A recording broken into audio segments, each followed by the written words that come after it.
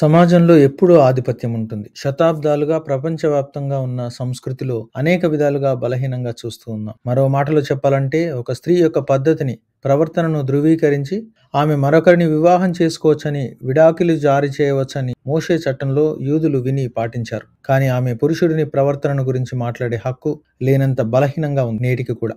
సంతానోత్పత్తి కోసం మాత్రమే కాకుండా ఒకరికొకరు పరిపూర్ణంగా ఉండటానికి స్త్రీ పురుషులను ఐక్యత కోసం దేవుడు సృష్టించారు ఉద్దేశాన్ని మనం నేడు 27వ సామాన్య ఆదివారపు పఠనాల ద్వారా నేర్చుకుంటాం. మానవుడు తల్లిదండ్రులను విడిచి స్త్రీని చేపట్టి ఒకటవుతాడని కేవలం పౌర లౌకిక ఒప్పందాలతో కాకుండా ఒక నిబంధనతో ఐక్యత అని సువార్తలో మనం చదువుతున్నాం. కథోలికులుగా మనం విడాకులను ప్రోత్సహించము. విడాకుల నిష్పత్తి దేశంలో పెరుగుతుండటం, అది సమాజాన్ని ఆందోళనకు గురి చేయటం కూడా మనం నేడు చూస్తున్నాం. ఈ యొక్క విభజన స్త్రీని మరింత ఎక్కువగా ప్రభావితం చేస్తుందని, పురుషుడు తక్కువ సవాళ్లతో మరొక వివాహం చేసుకోవటానికి ఎక్కువ సమయము పట్టదని మనం గమనిస్తాం. ఇద్దరు పని చేయటంతో ఆర్థిక స్వేచ్ఛ కోరుకోవటం, నిజమైన సంబంధాలను బలహీనపరిచే సోషల్ మీడియాతో వైవాహిక సంబంధంలోనికి ప్రవేశించే నకిలీ వ్యక్తులు, బయటి ప్రపంచం దృష్టిని ఆకర్షించటం, జీవిత భాగస్వామికి మరియు పిల్లలకు తగిన సమయం ఇవ్వకపోవటం వంటి కారణాలు వైవాహిక సంబంధాన్ని విచ్ఛిన్నం చేయడానికి దోహదపడుతున్నాయి. నేడు ప్రతి వ్యక్తి తమ యొక్క జీవిత భాగస్వామి, కుటుంబ సభ్యుల యొక్క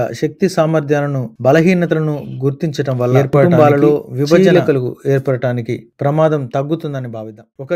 ఒకరినొకరు దోచుకోవాలనే ఏకైక ఉద్దేశంతో వచ్చే స్వార్థాన్ని, దురాశను, తుఫానులను అధిగమించడానికి దంపతులకు భగవంతుడు సహాయం చేయాలని ప్రార్థిస్తాం. వివాహ పునాది నిజాయితీ, సత్యం, పరస్పర ప్రేమ ప్రార్థనపై నిర్మించబడిందని అర్థం చేసుకొని దేవుని దీవెనలతో ప్రతి కుటుంబం స్థిరత్వాన్ని పొందాలని ఆశిద్దాం, ప్రార్థిద్దాం, సహకరించుదాం. ఆమేన్.